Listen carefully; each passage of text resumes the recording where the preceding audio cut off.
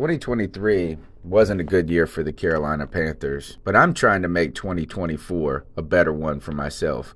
Get started on your resolutions with Factor so you're ready for the new year. Factor's ready-to-eat meal delivery takes the stress out of meal planning and sets you up for success in the new year. Skip the grocery stores, prep work, and cooking fatigue. Instead, get chef-crafted, dietitian-approved meals delivered right to your door. With over 35 meals to choose from per week, including keto options, calorie smart, vegan plus veggie, and more, plus over 55 weekly add-ons, you'll have a ton of nutritious and flavorful options to kickstart your resolutions. Skip that overpriced takeout trap. Factor is cheaper and way more delicious than takeout. Get chef-crafted, restaurant-quality meals delivered right to your door, and they're ready to heat and eat in just 2 minutes, which means more time for you.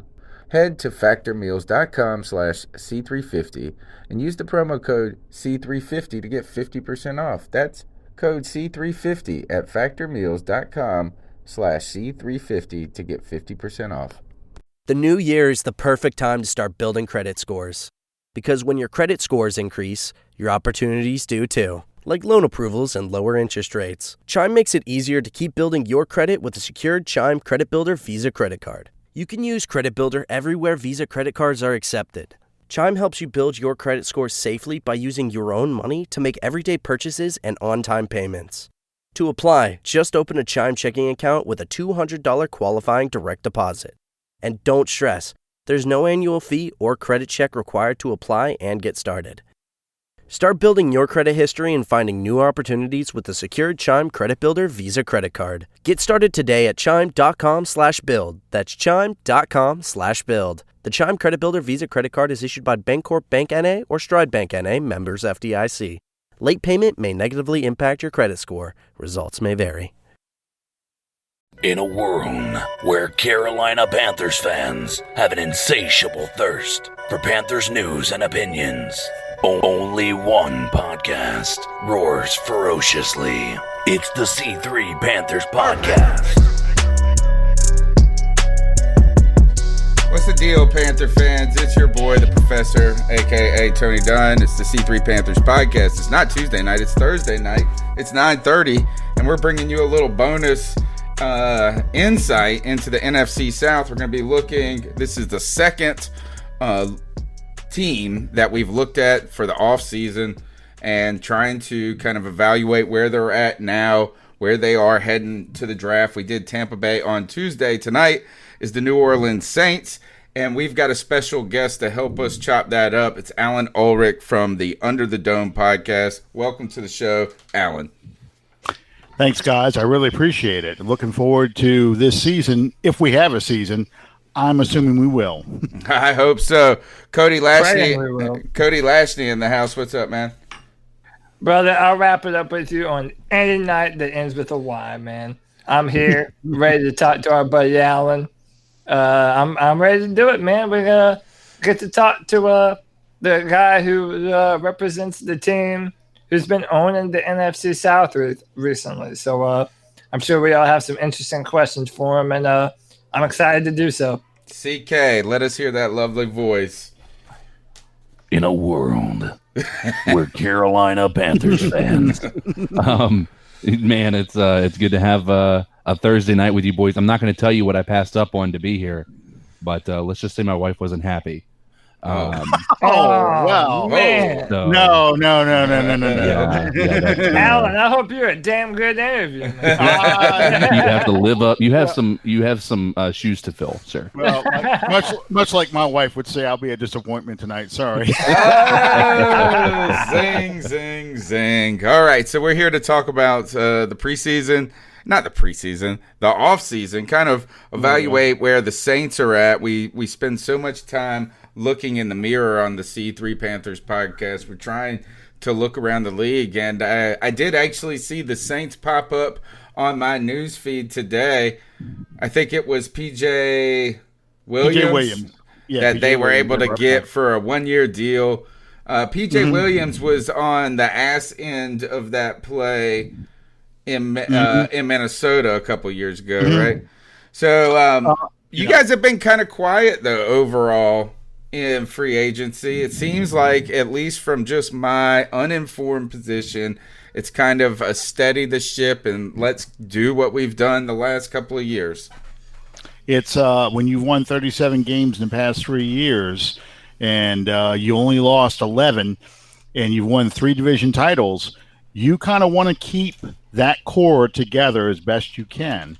So that's kind of been the Saints' approach this offseason is let's just re-sign our guys. We added Emmanuel Sanders, but for the most part, we're going to keep our core together, bring Breeze back one more year, and see if we can make that run, if we can get over the hump. I mean, each year we've found that we've lost on the last play of the playoff game, whether it's the Minneapolis Miracle, the overtime game against the Rams, or last year against Minnesota in overtime. So they just think we've got the team. We just need a few pieces to get over that hump. Do you have the team? Or is it fool's gold? No, I think we have the team. I mean, you don't win 13 games back-to-back years not having a good core. I think they've just been in – I don't want to say it's just bad luck, but it is. You just had really fluky plays. We won't even talk about the no call, but you've had fluky plays that just kind of torpedoed seasons for us. But I think that on offense and defense, we've got the core players to go all the way. There's no reason they can't beat any of the teams that have won the Super Bowl the past 3 years. So, Alan, let me pose this to you then. I mean, you kind of just answered my question, but, if you look at the middle of the season, the past 3 years, anyone would be right in saying that, man, New Orleans looks like a Super Bowl team right now. Yep. The way they put away opponents, the way they're so consistent, Drew Brees under center, the way he's just masterful at the line. Why is it that 3 years in a row, when, early in the playoffs, none of them have happened.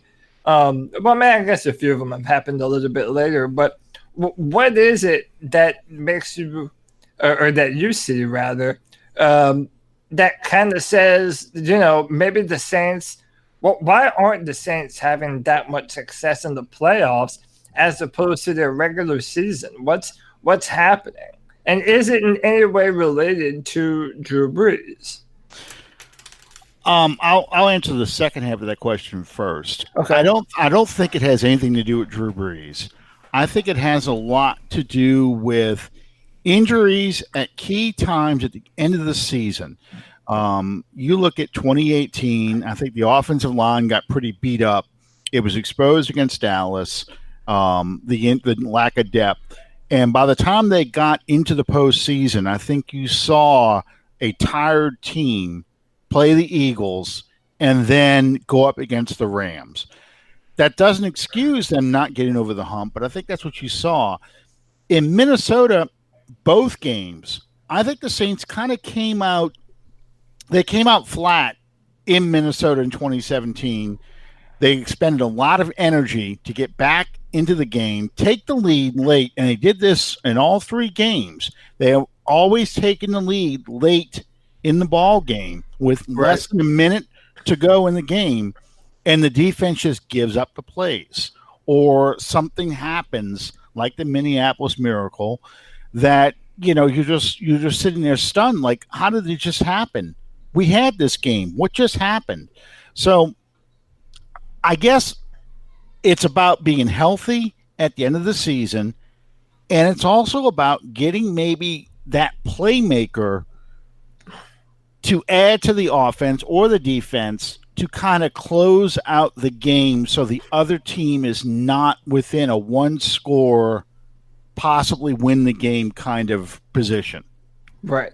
So, all right, well, let me ask you this then. What can the Saints do, or even what have they done to take that next step to assure that doesn't happen? Because, other than, obviously Tom Brady now being in our division, a Tampa Bay Buccaneer, there's so much turnaround.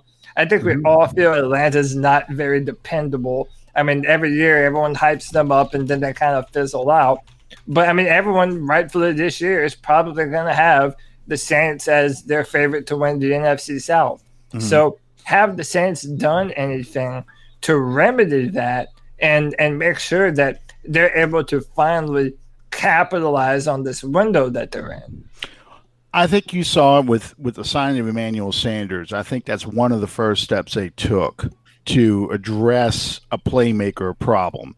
Last year, everybody's aware that Michael Thomas set the NFL record for most receptions. That was partially due to the fact that he was our only dependable receiver. I mean, Ted Ginn, you guys are familiar with Ted Ginn when he was a Carolina Panther. We got the full Ted Ginn experience. 2017, we got the Ted Ginn. He caught everything. Yeah, he was awesome. The first-round pick the Dolphins got way back when. 2018, we got the injured Ted Ginn. In 2019, we got the Ted Ginn who had all-world speed and all neighborhood hands. So, you get that full experience in 3 years. Can I ask you a question on that? Yeah.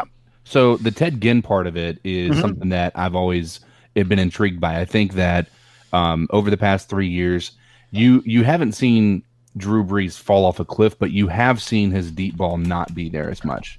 Like as far as like quality, like 2017, you mentioned Ted Ginn was there catching everything. Yeah. I think that you're seeing, like, even when you see Michael Thomas's receptions, his average air yards are like pretty on the bottom half of the league as far as that. So, but what that's meaning is they're using Michael Thomas effectively, getting him on those quick slant routes and getting the ball in his hands and allowing him to do the work instead of, putting everything on Drew Brees' shoulder. But as far as that, do you think that it's a Ted Ginn drop off, or do you feel like it's a mixture of also the Drew Brees age catching up to him? Because inevitably that's going to happen. Yeah, that's an argument that Saints fans have been having probably since the Minnesota game. That Drew Brees' arm is not what it was. And if you go back and say, okay, compared to 2009, 2011, it's obviously not. Yeah, but I mean, that's a decade ago. That he can't throw the deep ball. I don't think the thing is, I don't think he can throw the deep ball that many times in a game. He may throw it 3 to 4 times deep in a game, whereas 5-7 years ago he'd throw it 5 to 7 times deep in a game. But the lack of a speed receiver is one thing that definitely hurt them. I don't think he trusted Ted Ginn. And outside of that, Traquan Smith has not panned out to be the kind of receiver we thought he'd be. Then you're talking about guys like Austin Carr and Little Jordan Humphreys and just a bunch of no names. And Taysom Hill. Let's be well, and that's why Taysom Hill is who Taysom Hill is. Yeah. You got your third string quarterback out there catching passes because you really have no other receiving threats. Yeah. So let's see what happens with Emmanuel Sanders. Now he's 32 years old.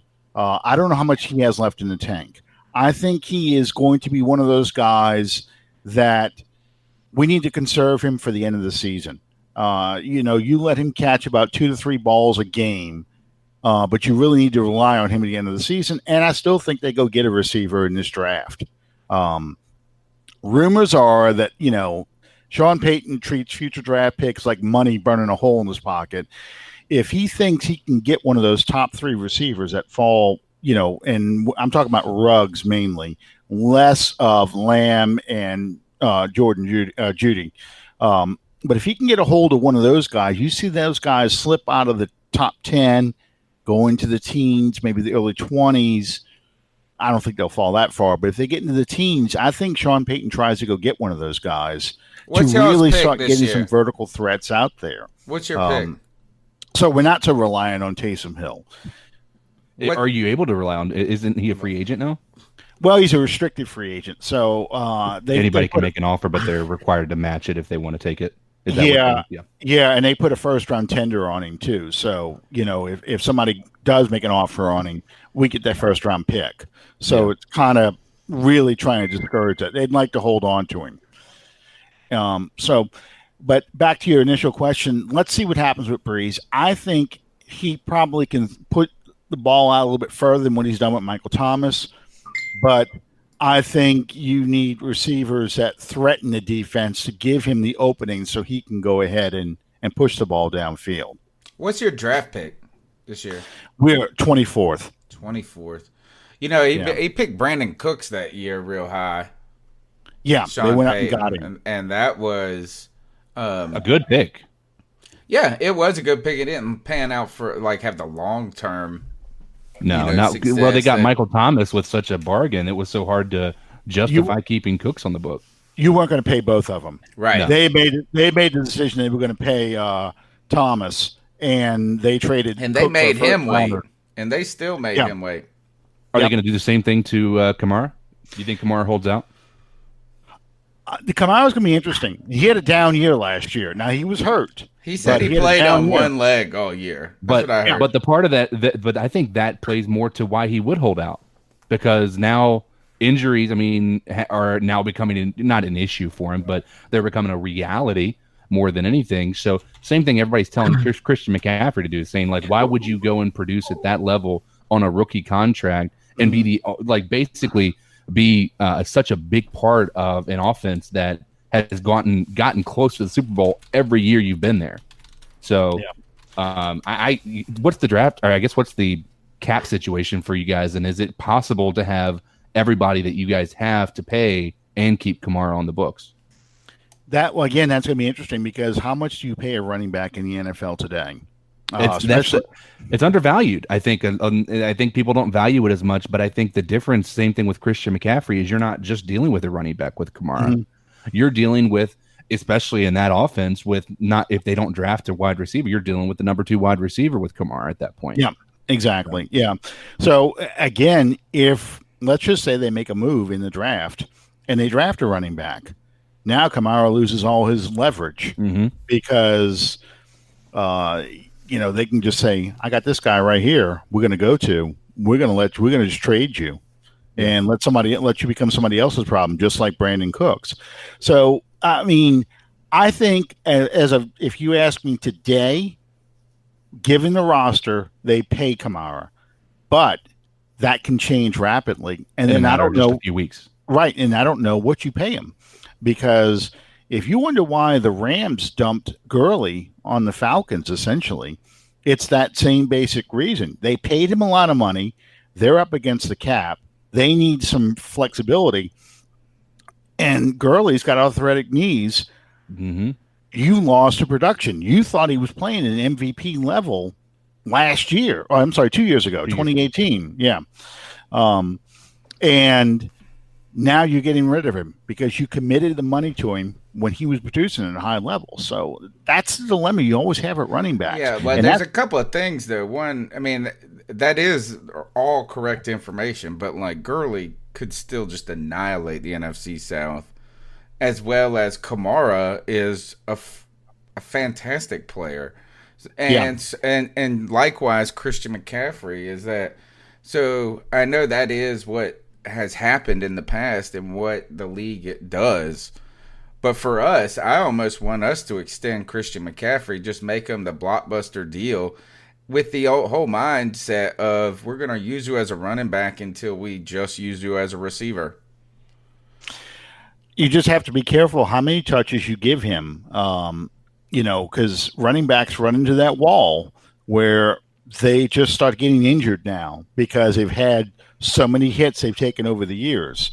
And if how many touches I think McCaffrey had? He had over 300 last year. He was on the field for 99.9% of the plays. Yeah.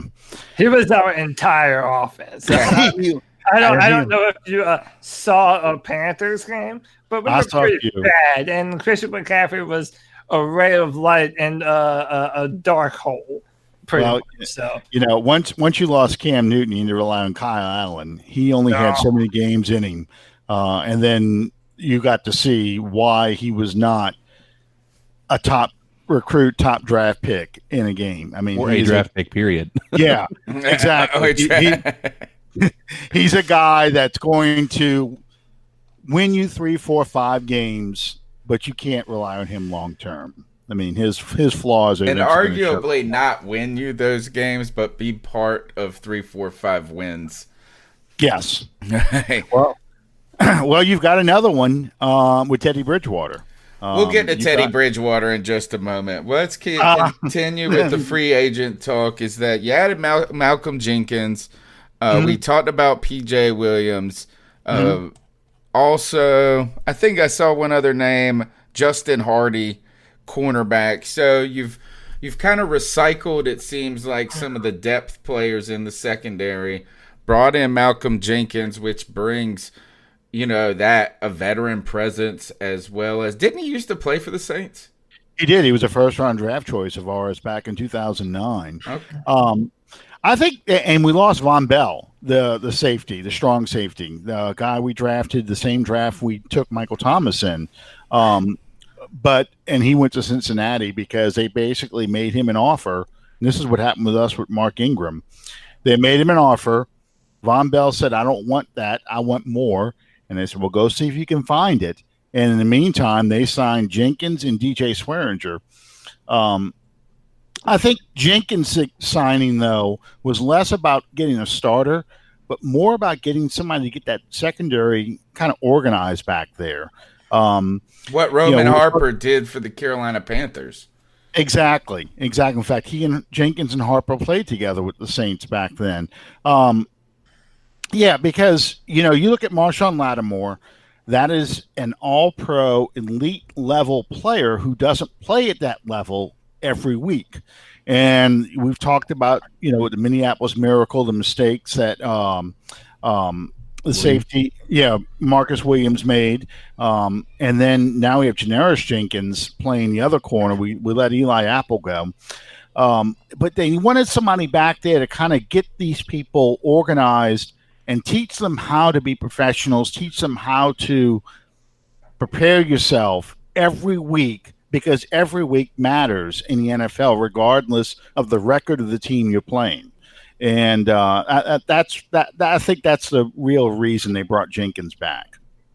So last year, though, your defense to me was the real reason you were as good as you guys were, right? Is that there's some questions surrounding Drew Brees, injuries with Kamara. Sometimes the offense, it wasn't the Saints that we've known for the last decade, that is, where it's driven by the offense. I really felt that was a defensive-driven team, and it was strange to see.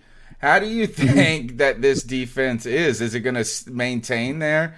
Is it going to, are you guys plateaued? And do you guys still have do you have A.J. Klein still? No, A.J. Klein went left. to the Bills, didn't he? Yes, went to the Bills. He was a pretty good player, wasn't he? He was. He was a lot better than what Saints thought of him. Saints fans thought of him. They thought of him as Luke Kuechly's backup. And we had a guy named Scott Shanley used to play for us in the Super Bowl years, and it was the same thing with A.J. Klein. He made plays, but it just didn't feel like he was that impact player. You look at a guy like DeMario Davis, you look at a guy like Luke Kuechly for you guys. Here's a guy that was around the ball all the time. But Klein was just one of those guys who he knew what he could do. He was aware of his limitations and didn't make mistakes out there. That's such a great thing to have on a team. And just because they're not a star, they're not a bum, though. He was really a good player for you guys, and I think he worked out better than I even thought he could. I did too. I defended him a lot because I just thought he was a very smart player, and you need those kind of guys. You're not going to be able to put like you're playing Madden and just put superstars all over the field and just go out there and play. It just doesn't work that way. But you need those guys who may be physically limited, but have the intelligence to put themselves in a position. They understand what the offense is doing, and they're not going to make mistakes out there and expose the defense. But to answer your question, Tony, strength of this team is still in that defensive line. Cameron Jordan. We've got Marcus Davenport, who has to play a full season, but if he can grow up and play a full season, he's a great other defensive end. You've got Sheldon Rankins, who was coming off of the Achilles injury, then dislocated his foot at the end of the season, but he's another first-round pick. And then Malcolm Brown, a guy we picked up from New England last year, kind of as a run stuffer, and he pushed the pocket a good bit. So that helped the Saints keep that number one ranking, I guess, against the run last year. I don't think they've given up a 100-yard rusher in 18 games, 17 games. Something. Don't say that. Last time they said that about the Panthers, we fell off a cliff. Yeah, I know. I worry. That's why I try not to think about those streaks. But yeah, I'm like, yeah, just don't jinx it now, because we were doing that for so long. We had this huge streak, and then the moment they made a big deal about it, it just went. It went gone. It was gone forever. Exactly. But that's really the strength of that team is the front four, and then DeMario Davis. And if that secondary can just play consistently back there, they'll have a bend but don't break. And if you can limit teams to field goals and keep it always within one score, Breeze is going to get you that touchdown or get you the points you need to win the game at the end. So it's an interesting way this team is built now compared to the way it was 10 years ago when we were just a video game offense and just hanging 40 points on people every week. Have you had any time at all to think about what the Saints should do in the first few rounds of the draft? I mean, I know you kind of spoke about some receiving options a little bit. And by the way, and if you do need receivers, there could not be a better draft to get one than the one coming up. I mean, everyone, I work for drafttech.com for the Carolina Panthers. I actually had the ghostwrite for the Saints just recently, and we had y'all taking Kenneth Murray, the linebacker from Oklahoma. Yeah, which I think would be a great compliment to that stingy defense that you have. But did you have some idea of some players or at least positions to get real general that the Saints should really be looking at to help push them over that edge of bad final plays in the playoffs? Absolutely. We don't have a second-round pick this year because we traded that away last year to move up to go get the center that we have, Eric McCoy, who replaced Max Unger, who retired. So you've only got a pick in the first and the third round. The first round, I think there's three positions they're looking at: cornerback, linebacker, and receiver. I mentioned Ruggs. That's the dream. But I think Murray is a great choice at linebacker. Patrick Queen from LSU is somebody the Saints fans are drooling over because of LSU. But, cornerback, if C.J. Henderson falls, where they can go up and go get him, they would love to get him because, again, like with Kamara, they picked up the fifth-year option now on Marshawn Lattimore. And Janoris Jenkins is 32 years old. If they decide they want to go in a different direction with either cornerback, getting a guy in the first round possibly could give them the leverage they need to make a decision with either of those players. So, don't be surprised with that. But I'm leaning towards, like you, linebacker in the first round. And I think in that third round pick, I think is where you get your receiver. And I think they go to Ohio State. We make jokes over because we have so many Ohio State players on our team. We're the Ohio State Saints, and they're the New Orleans Buckeyes. Maybe a KJ Hamler for you. I'm thinking KJ Hill from. Hill. That's who I mean. I knew it was a KJ. KJ Hill, the receiver, because he's a good slot receiver. And I think with you have Thomas and Sanders on the outside, having that dependable slot receiver, because you think about what Lance Moore used to do with this offense. He used to kill people on third down conversions. You get a good slot receiver in there who can make some plays. I think those are the positions the Saints are looking heavily at. And a position you guys really haven't been able to figure out, strangely. For all the years that you've had all of these guys in the background that seem to have all this potential, I'm thinking Kenny Stills, right? Wasn't he with you guys? There's just always been there's somebody that went to the Ravens. I feel that might have been Stills even. I mean, but there's always Willie Snead. There's always been this rotation of guys that the name sounds like, man, they're about to be something, and they haven't stuck. So figuring that out could go a long way for you. And I don't know if he'll be there, but maybe even Jalen Reagor from TCU. Before all the speed buzz happened on Henry Ruggs, Jalen Reagor was looked at as the one of the faster, speedier slot receivers in this year's draft. So that might be another name to consider. And I'll throw out Van Jefferson from Florida. Oh, too. I love Van. That is probably my sleeper pick. For this year, his route running is just beautiful. He doesn't have any high-end physical attributes, but man, he just will run the hell out of a route. Exactly. So, I mean, this is a great receiving core to draft from. So you don't have to grab one in that first round. You can wait, and not having a second round pick is not going to hurt them if they wait to receive for later in the draft. So, that's why I'm leaning more towards cornerback or linebacker in that first round. But I will guarantee one thing: they will trade up at some point. I don't know when it's going to happen, but yeah, Sean Payton's an aggressive play caller. He's an aggressive guy on draft day. All right, here's your opportunity. Tell us, we have talked in circles on our show about Cam Newton, and then Teddy Bridgewater enters the dance with us. He cuts in on our Cam Newton dance in the 8th grade dance. But tell us from the outside, as we've argued with each other and we've been in our feelings, what should we think right now if we're the fans of the Carolina Panthers getting Teddy Bridgewater and seeing Cam Newton leave? Curb your enthusiasm. That's probably the biggest one. What enthusiasm? Yeah, the good news, it's curbed already. Okay. It's just already gone to the dump.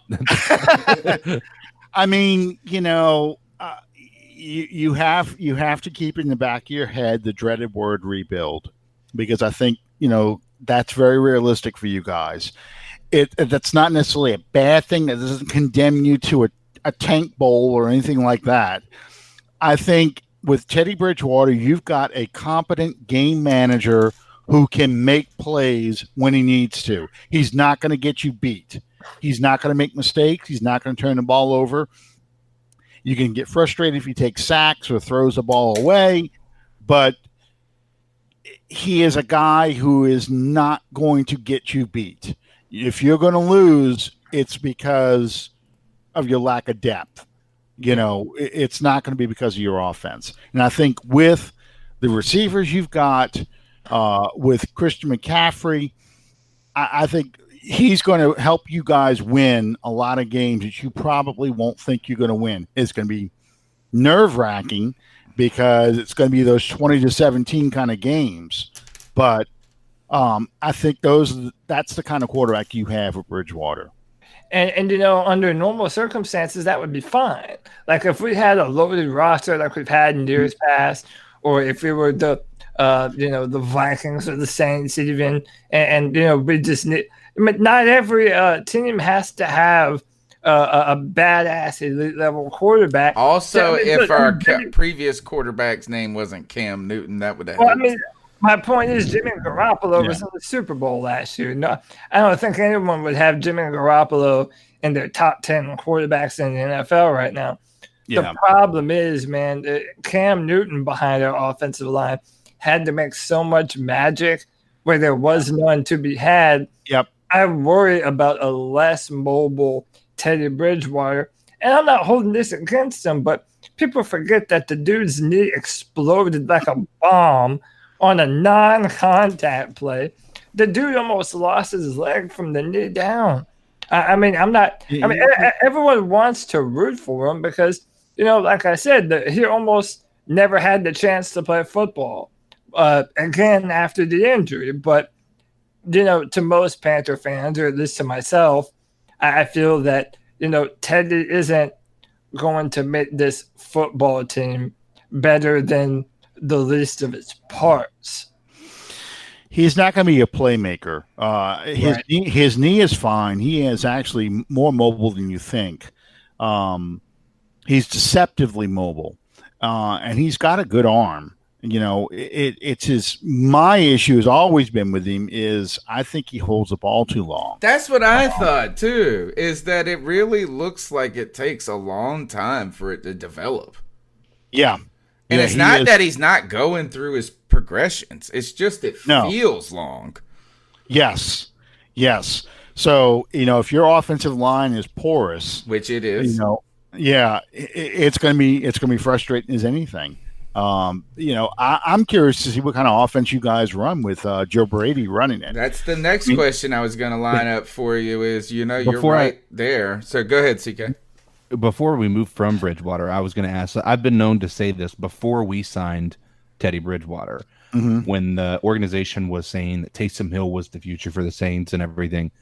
I made statements saying that if Brees doesn't retire and they don't keep Bridgewater, it's going to be a mistake for the future of that franchise. Maybe it's just me, but there was a reason that Teddy Bridgewater was the number 2 above Taysom Hill, right?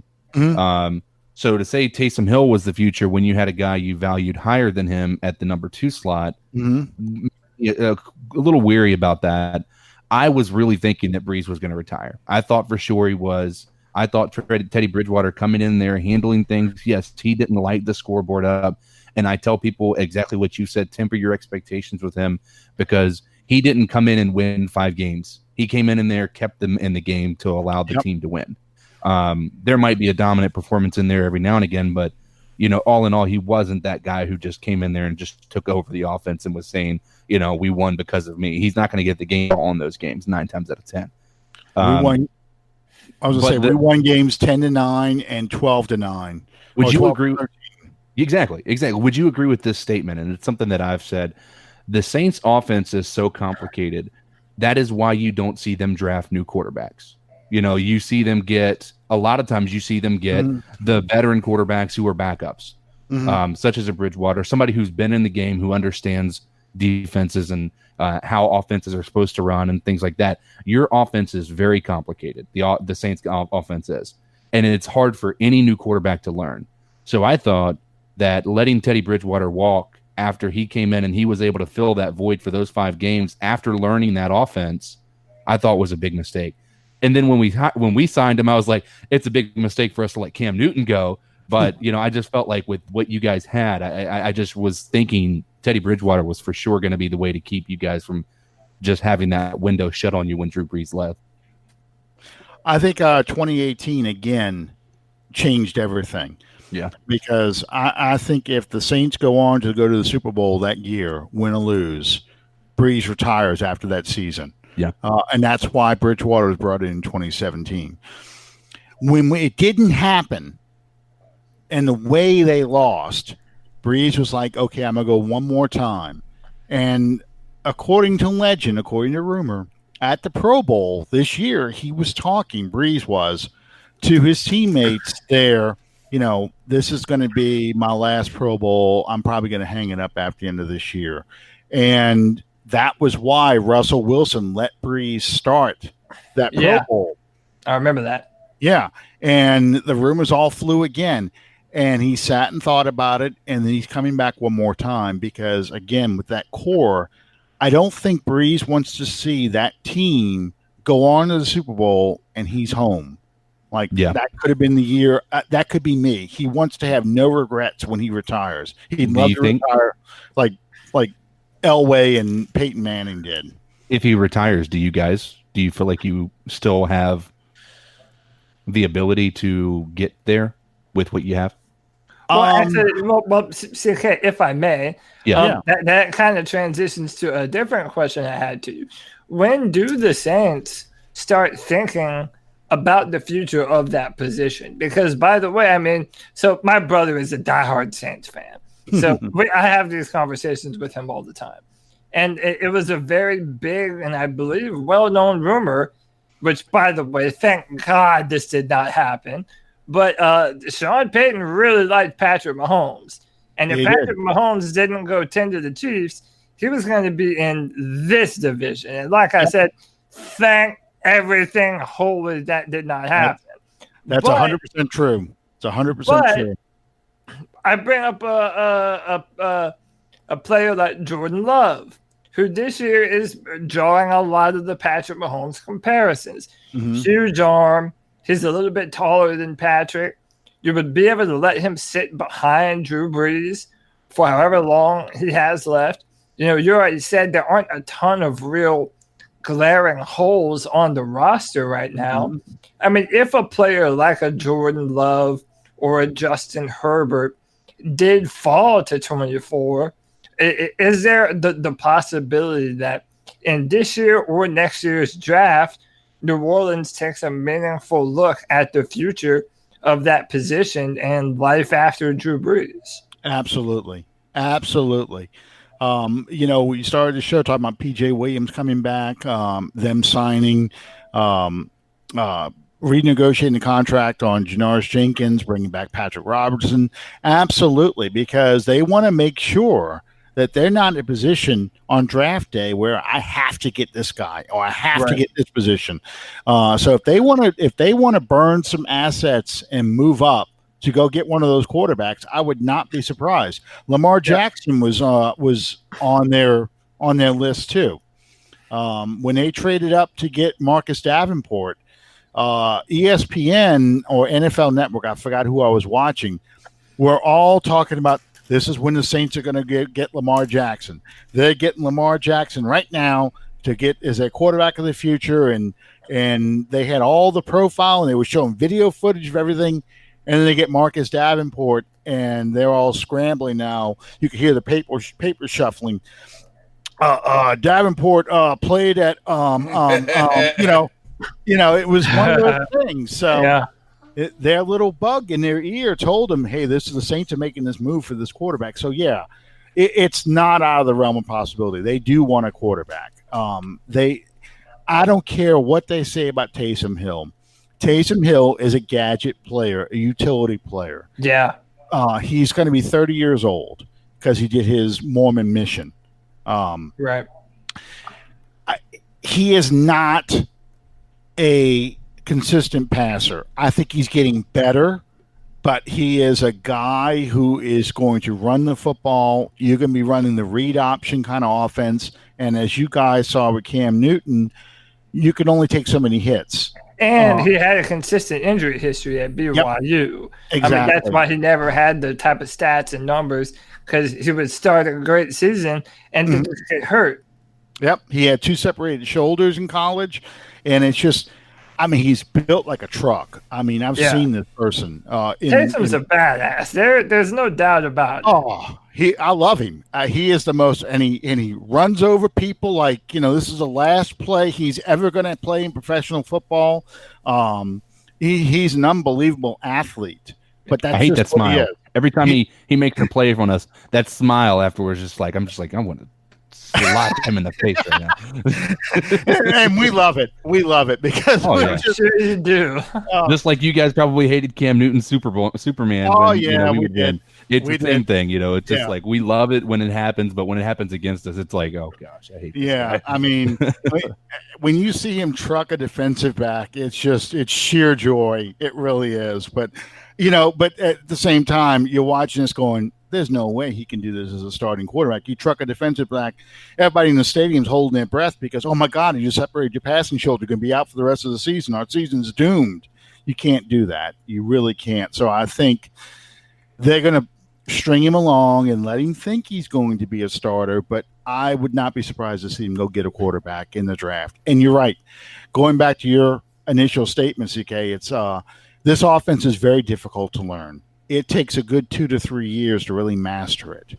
All the verbiage, all the knowledge. And Sean Payton was on Twitter. I don't know if you guys saw this the other night. Sean Payton's on Twitter. Somebody asked a question, what are your favorite plays to run?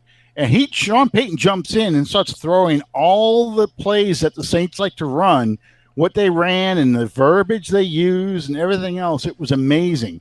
They have for stacked sets, they use terms like Quiznos, Subway, JJ, because they want a tight bunch, and he's explaining how the routes run. And all the Saints fans like, shh, coach, don't be putting this stuff out on the internet. and you're seeing memes of guys copying papers as Falcon fans be like, copying. So it was a lot of fun. If you can search that out, it was a lot of fun to see. But it does take a long time to master. Well, that is a good segue to this question, and I'm going to pose it. Cody Lashney is very excited about the addition of Joe Brady to this Matt Rule coaching squad. Well, because I saw what Joe Brady did. Okay, no, I'm going to give you here's your moment. And the national champion. Tell Allen what we have in Joe Brady. Tell Allen, and then I want Allen to tell me if he's right. Well, I mean, granted, so a lot of the same talk about Joe Burrow is kind of going to be the same talk about Joe Brady. You really only have this one magical season from LSU to judge based off of. But, I mean, a 30-year-old dude, I even think I'm a little bit older than him.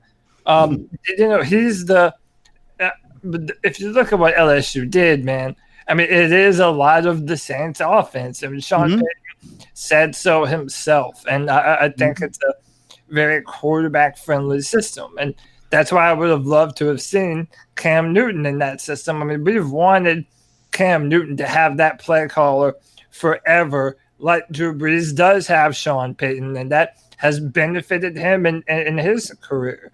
I think Panther fans are hopeful that, if we do land our franchise quarterback at some point, be it Bridgewater or a quarterback next year, that Joe Brady is going to be an asset for a long time to come for the Carolina Panthers. So do you have an opinion on him as to, what you think he'll be able to do for us? Well, here's the thing. Okay, you got to keep in mind when you watched LSU play, right? That was the Saints offense versus college football players.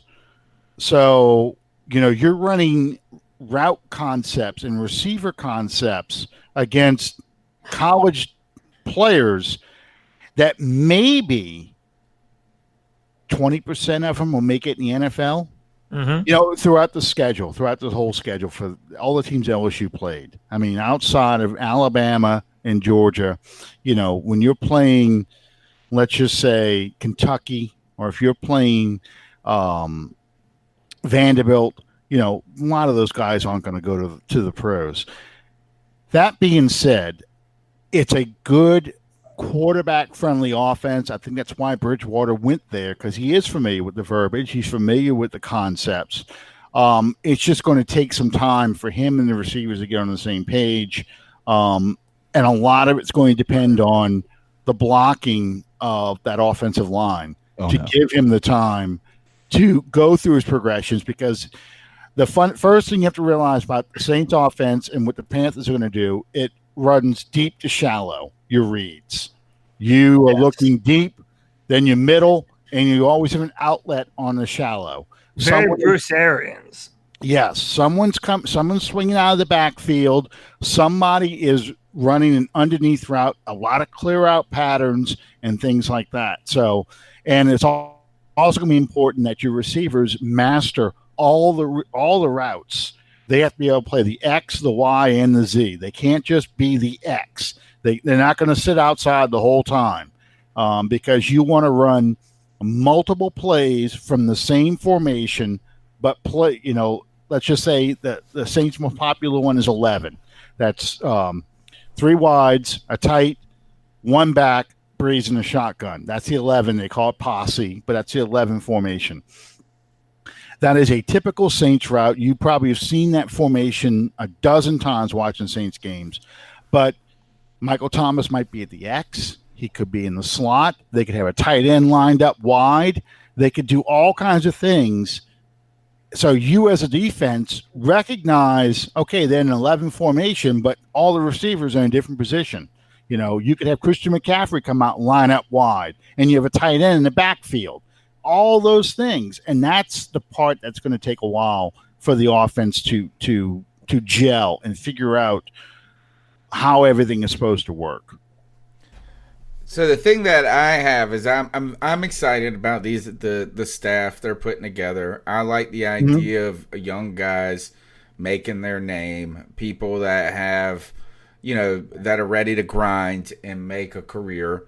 I'm excited about that, but the concern I have, particularly about Joe Brady, is that when I hear these things about installing the Saints offense, what he did at LSU, familiarity with Teddy Bridgewater, I am a little hesitant to. We don't know a lot about him. We don't know. We saw him in a very important role. It seemed like at LSU. At least that's what everybody's been telling me. Is like he's kind of the guy behind like the curtain in that case for the passing offense and things like fourth downs or third downs or whatever. But to me, I think when you become a manager, essentially. Is that when you're offensive coordinator, now you're in charge of other people. That's where he's going to really that's where the learning curve is going to be for him. Absolutely. Because it's one thing to call plays. It's another thing to call the right plays at the right times. And I think that's where it's going to be a learning curve for him as well. Hiring the right guys to be with you, doing that type of thing, setting the right tone, the right temperature. And I'm not saying he's going to fail at it. Or it won't do well at it. He could be amazing at it, but that is one of my reservations. The other reservation is this: is how much experience as 1 year as an assistant? Our head coach has really only had 1 year as an assistant in the NFL. Joe Brady, 1 year as an assistant. How much do you value that moment there, or are we overvaluing it at all? I don't know where to go with that, because that's one of those things where they got to prove themselves, and they're going to make a lot of mistakes. Sean McDermott, his first year as a head coach in Buffalo, he was terrible. I think we scored 6 touchdowns on the ground on him. We destroyed Buffalo in Buffalo. And last year they were in the playoffs. And really, they were a couple of mistakes away from advancing to the divisional round against Kansas City. So, it's going to be a learning curve. There's going to have to be a level of patience with them and see what happens. I would be shocked, and this is not a knock on you guys, but I would be shocked if they, do a Los Angeles Rams McVay kind of transformation. I don't think that's what's going to happen. I think it's going to be much more of a traditional curve. Gradual. Where you're going to see he's going to have to take time to build a team. And David Tepper has already alluded to as much. Yeah. He has basically said those similar types of words, that this isn't going to turn around soon. Listen, I already said I'm a Clemson fan. I don't know if you see the banner above my head. Yeah, I do. I wear my bias on my sleeve. If it's not going to be Cam Newton, I'm hoping that Trevor Lawrence is going to be. I was going to say quarterback for the Panthers, man. That's what I'm hoping and praying for. But again, as you see with the Dolphins last year, they did everything in their power to tank, and they still couldn't get the number 1 pick. So there are no guarantees in the NFL, let alone the draft. No. But do you feel like this is the last year of a window for you guys, or do you feel as though, obviously so much of this question is on Drew Brees and going to be under center for the next few years, but how long are you in a window right now, and are you at the end of that window? I can't answer that really honestly, because I think it all depends on what they do as far as a quarterback of the future. I think if the Saints, the way they're built right now, if Breeze retires and then you go to Taysom Hill, you'd be very hard-pressed to win 13 games, much less win the division again and advance in the playoffs. Are there real chances of that happening, or is that just kind of lip service from Peyton about Hill? I think it's lip service. Okay. I really think that they're going to go. Hope so. I sure hope so. Well, actually, I don't hope so. I hope that you guys have him. I hope he's signed to a 5-year, $100 million deal. No, it's not going to be anything like that. But I do think, even if they say, excuse me, even if they do say, okay, you're going to be our quarterback of the future, but we're going to bring a guy in to compete against you. I think they will do that. When you talked about them wanting Patrick Mahomes, that was very true. They were ready to draft him. Kansas City went up and got him, and they settled on Lattimore. But Mahomes was the pick all the way. And then the story I said about Lamar Jackson, there was some legs to that rumor that they were going to take Lamar Jackson. So they're always looking at quarterbacks of the future. Bridgewater was another case. You've got some people, they're insane, but you got some people who are talking about the Saints signing Jameis Winston as a backup to try and see if Peyton can fix him. I don't think that'll happen because I think he's got character issues that the Saints do not like. They're really gun shy now about taking risk on those kind of players. So I think the Winston rumors are just rumors, but I do think they are looking hard at any quarterback to bring in to compete with Taysom as that guy of the future. Is that a Cam Newton option? I don't think Cam would like this offense, honestly. There was that story a couple years ago about Cam not liking a lot of verbiage in the offense. Yeah. He's not a very good play caller by his own admission. He likes 1-word and 2-word plays. And then, you've heard through NFL films what Saints play calls sound like. Yeah. They're long. I don't know how Breeze remembers it all, but he does. But yeah, that's why it takes such a long time to learn this. Mm-hmm. So I thought before the season began, before the offseason began, I thought Marcus Mariota was a target, honestly. I thought the Saints were going to try. If there was going to be a rebuild of a player, I thought Mariota was going to be the guy. I don't think Winston would be a guy. I don't think Cam Newton's going to be a guy. I don't know what they'll do. Jake Fromm is a name I keep hearing. Oh God! Late in the draft. Yeah, Blake Bortles out there, right? And Blake Bortles still on the market. Yeah, I think Blake Bortles. Actually, no. Blake Bortles just signed to Tampa. He's Tom Brady back. No, that wasn't Bortles. It was Blaine Gabbert. Yeah. God. Blaine Gabbert. Yeah. He has a job before Cam Newton. What kind of hell do we live in? Hey, listen, you guys as a team should definitely be calling up Bill O'Brien right now while he's clearly insane and try to get Deshaun Watson. Oh my God. Did that shock you guys or what? I mean, yeah. You saw what it was like chump change. They didn't get anything for him. No, and the Vikings got King's ransom for Stephon Diggs, who wasn't even close to the same caliber as Hopkins. So no, it's insane. And you got him. You got David Johnson. That was and a 4th round pick or something. Yeah. Right. And it's just there's a guy I follow on Twitter. On Twitter also, but also on YouTube. His whole thing was Bill O'Brien's a hack, and that was his mantra.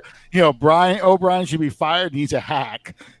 Beginning with that Kansas City game. So, I have friends that live in Houston, and they're Saints fans and Texans. And I was asking if they had sharp objects in the house because they just couldn't believe what the hell they did over there. Yeah. Again, Clemson fan here. I love Deshaun Watson. He deserves so much better than Bill O'Brien. And there's a lot of Cam Newton there, and that you have an incredible quarterback who is so underserviced by the organization around him, I feel, and he's always having to elevate the talent. Then you take away one of the better wide receivers in the NFL away from him, who they're going to throw the ball to on 3rd down when it's 3rd and 10 and you need a play. I mean, it's so stupid, man. That's why the head coach, unless you're Bill Belichick, the head coach of the football team should never also be the general manager.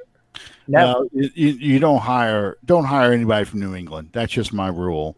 Don't hire any coaches, anybody, because Belichick's the brains behind everything.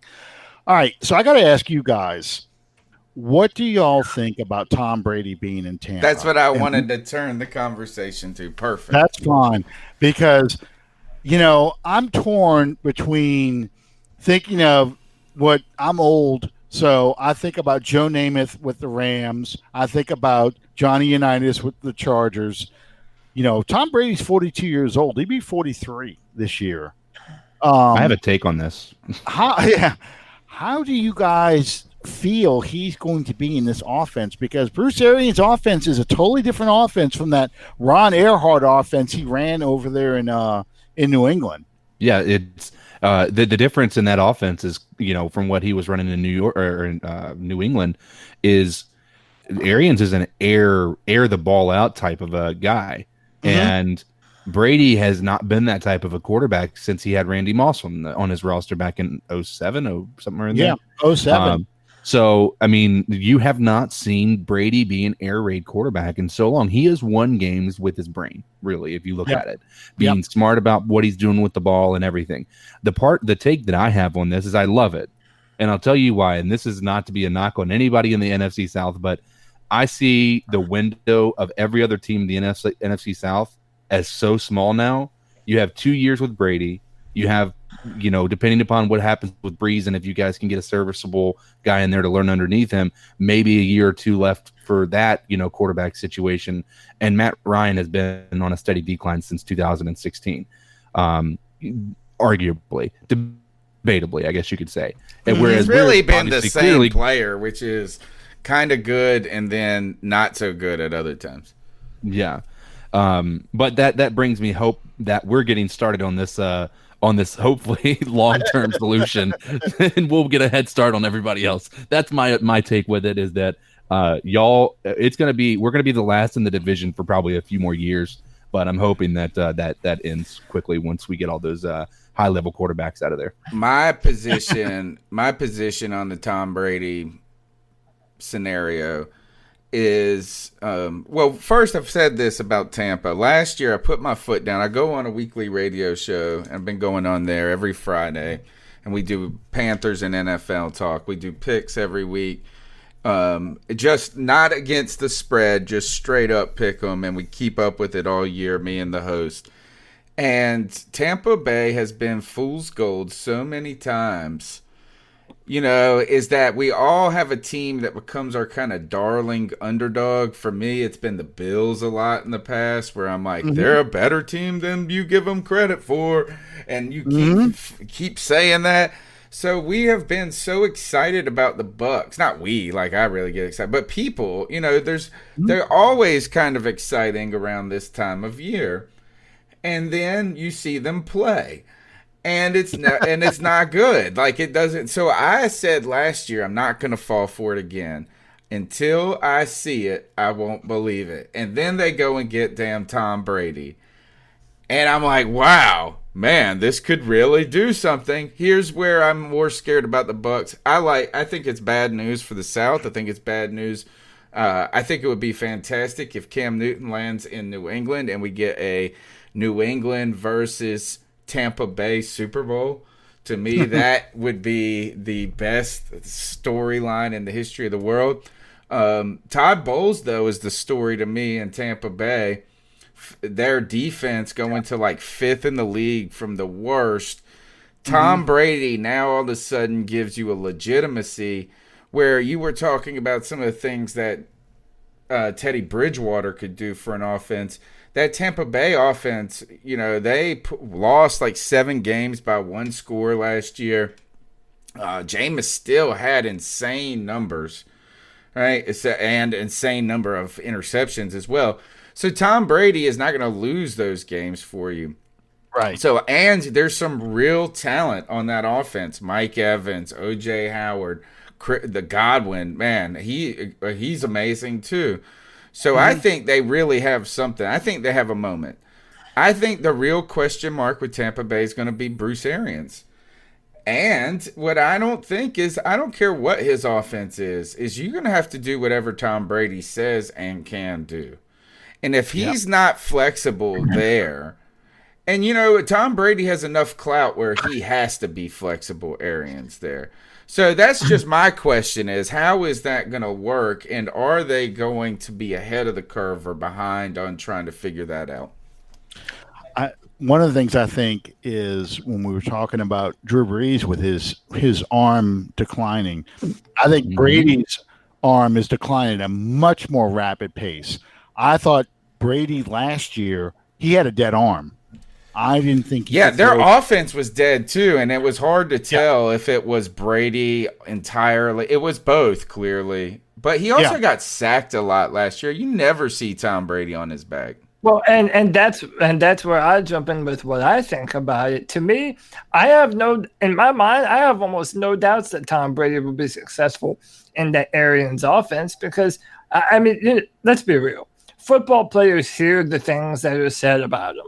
And there's always been that, is Tom Brady a system quarterback, which is kind of a misnomer because every quarterback is a system quarterback if you break it down. But everyone's always said that, Tom Brady doesn't have the arm talent. And this says to me that if Brady wants to go to Arians, he's wanting to show off. He has a chip on his shoulder and he wants to, say, oh, really? I don't have the arm to throw the ball down the field. So it says to me that he's motivated to prove people wrong, and that's always dangerous. And I do think Arians is one of the better play callers in the NFL. To me, it comes down to one thing, and in my mind, we had a guest on last Tuesday from the Buck What You Heard podcast, and I said to him what I'm about to say. It all comes down to that offensive line. And as of right now, I don't believe they have the offensive line necessary for Tom Brady to be able to do the things required in Bruce Arians' system. So unless they have an offensive line heavy draft, which might happen, but unless they do that, I don't know that Tom Brady is going to have the adequate protection necessary for them to win the NFC South. Well, one thing I think you're going to see a lot of is a lot of nationally televised games, at least for the Saints. The media is just going to love Brady versus Breeze. Yeah. So I'm expecting Monday night and Sunday night kind of games for those games. But you talk about Brady's arm strength. I think in September and October, his arm strength is going to be fine. It's December when he's put the ball up in the air 300 times, 400 times, in that offense. I'm curious to see how they work, how he does as the season progresses in that. Which I think is interesting because I think that's almost identical to my take on Breeze when you look at 2018. If you look at his stats for that last, month, they were, you wouldn't have, if you didn't have Breeze's name on them, you wouldn't have thought they were his, at all. And I think you guys benefited, as silly as it sounds, for his 5-game absence last year because you didn't see him take that dip necessarily. So, sure, I agree with that totally. He played 10 games. Yeah. And I think that's why the Saints have geared so much towards being a more defensive-oriented team and invested heavily in the run game. They've run the ball a lot more than they ever had. And that's going to be where Tampa's going to have to go. Yeah. They're going to have to invest heavily in the run game. Go back to how they were. They should have got Gurley. Yeah. They really – well, I'll expect the Bucks to go after a big back this year. I think they need to have a power running game and let Brady work off that play action. And they may their tight ends. With the Jets hearing offers on Le'Veon Bell, you might see a move for them to make towards Le'Veon Bell. I mean, that you think about that. I mean, that would be because the way Brady likes to work, he does a lot of checkdowns. Yeah, and so I think that having a guy like Le'Veon Bell in the backfield who's very smart and very sneaky would be dangerous in the Bucs uniform. So, or they target someone like a Clyde Edwards-Helaire from LSU in the draft, which would be the perfect running back for that kind of offense, I feel. Well, I think they're going to definitely run a lot of two tight end formations for running and passing. You're going to see Cameron Brate and O.J. Howard get a lot of passes thrown to them. I don't know how That's why he's so excited about that team right there. Those two guys, he's going to get. You know who should be the most excited about this is O.J. Howard. Yeah. After languishing last year in Arians' offense that never uses tight ends, that's where I think it's going to have to be on Arians to be the adjustment. He's going to have to figure out a change. This tight end situation will be the best thing to happen to Brady since Hernandez. Yeah. Oh, exactly. Zing.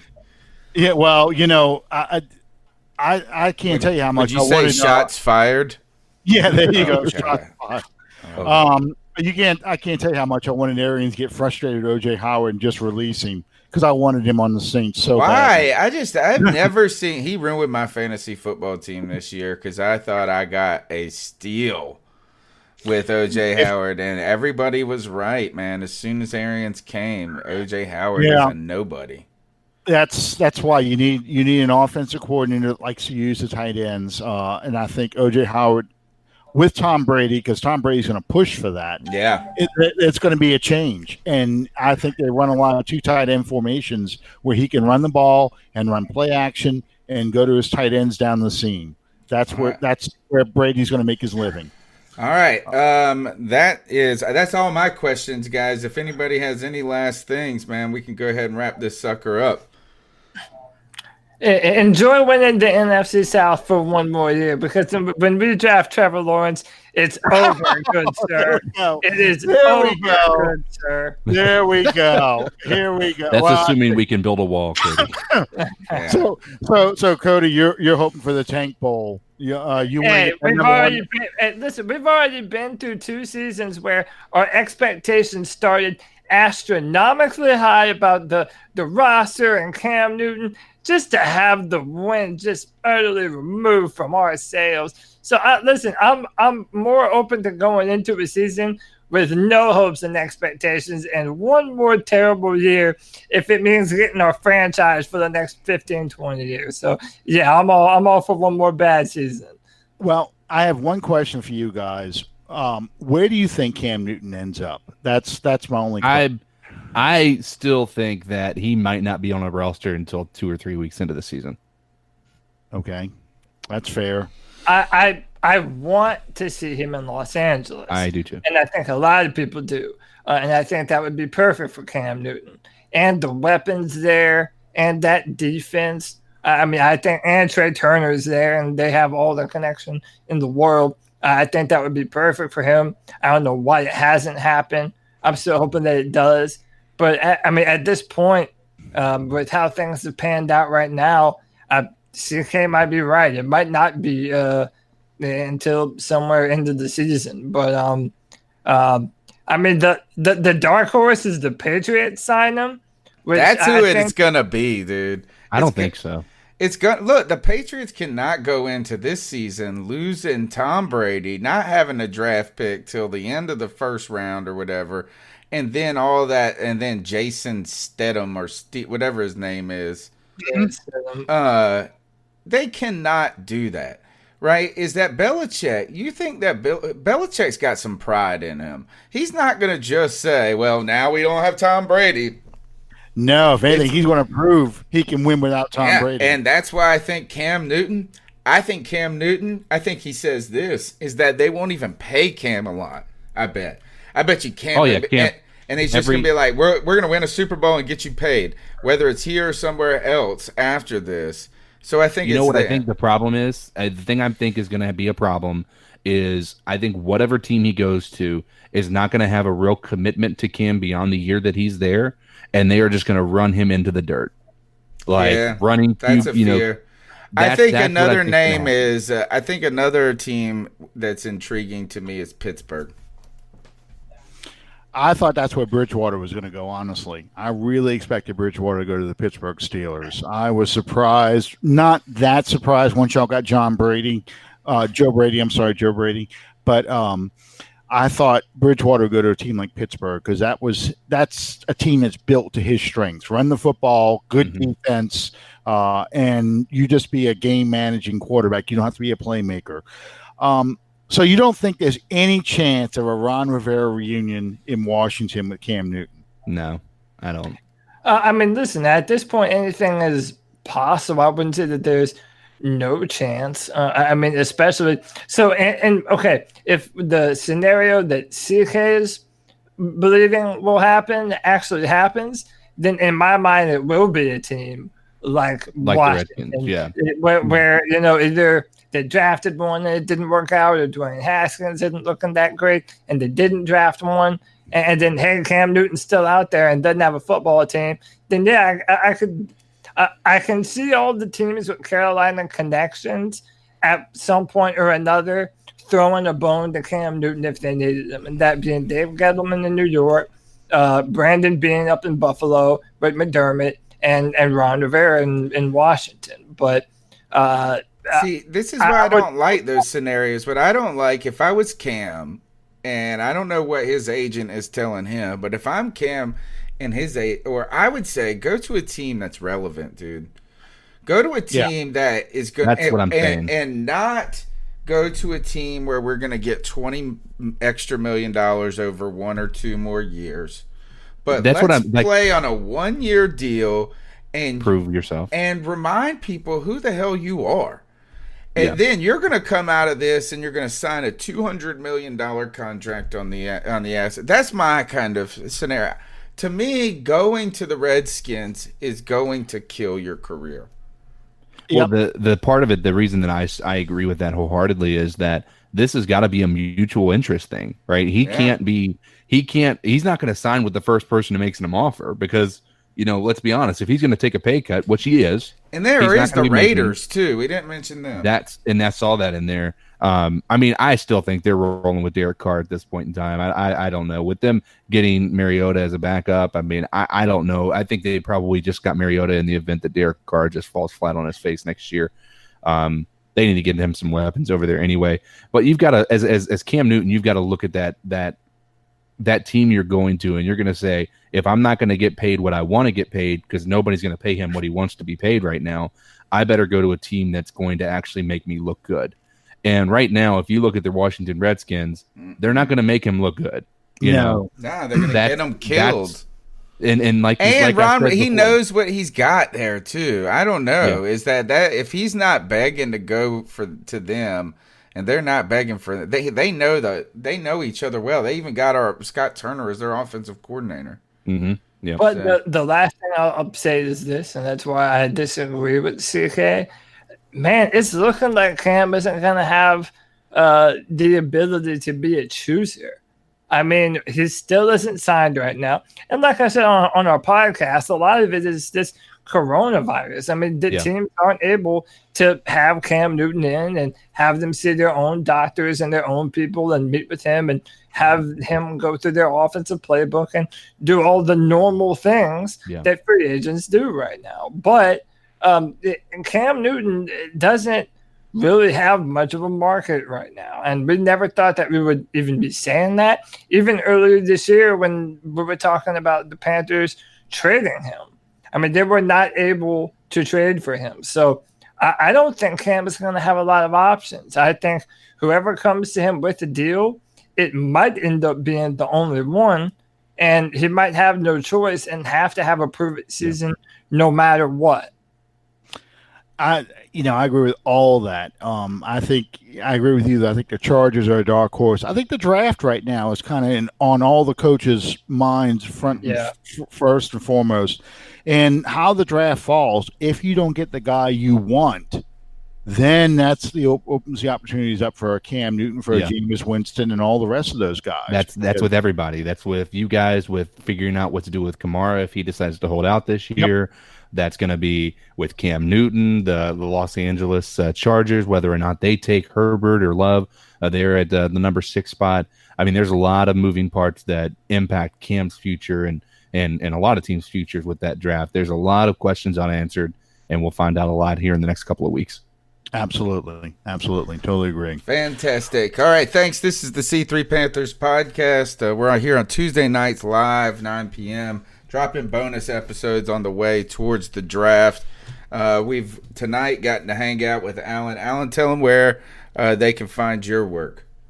Okay, you can find us on Under the Dome podcast. We're on Tuesday nights as well, 8 o'clock Central Time.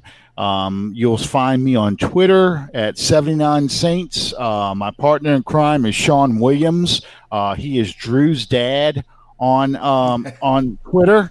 You can also find us on Facebook under the Dome podcast, that group.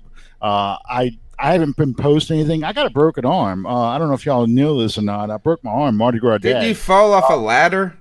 I fell off a ladder, yeah. But I was in my wooden ladder. A wooden ladder. They're the devil. Yes, a wooden ladder in my backyard doing yard work on Mardi Gras Day. So I have not been writing very much. I've got pretty much all use of my right arm and everything again. So I'm going to be doing stuff soon, and I'll be posting Under the Dome podcast. So as I heal up, I'll be good to go. I got a little metal. He's a Facebook warrior too, folks. He will write a great game recap on Facebook. Yes, I do. I do. I write immediately after the games. I write my recap, and it's usually full of jokes. So and serious analysis, but a lot of jokes. All right, thanks, Alan. Thank Alan. Y'all. All right, and Cody, how can they find you before Tuesday? You can find me writing for drafttech.com for the Carolina Panthers and the Houston Texans. You can also find me on Twitter at Cody Lack. Hit me up, talk about whatever you want. CK, tell them how to hit you up. I'll be under a rock for the next couple of years. You can find me at on Twitter at CodizzleAllen. Pretty much that's the best place to look for me. So right on. My name's Tony Dunn. You can follow me on Twitter at @cat_chronicles. Don't forget, we have the Cat Calls line. The number's 252-228-5098. We're going to be looking at the Falcons next once we can track down one of those dirty birds to talk to. We don't know any of them that we like anyway.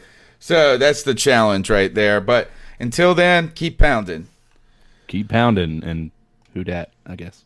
Early contests build momentum for 2024 contenders seeking the White House. C-SPAN offers unfiltered coverage of events leading into early primaries and caucuses. Get access to speeches and results with the free app, C-SPAN Now, or watch live on the C-SPAN networks.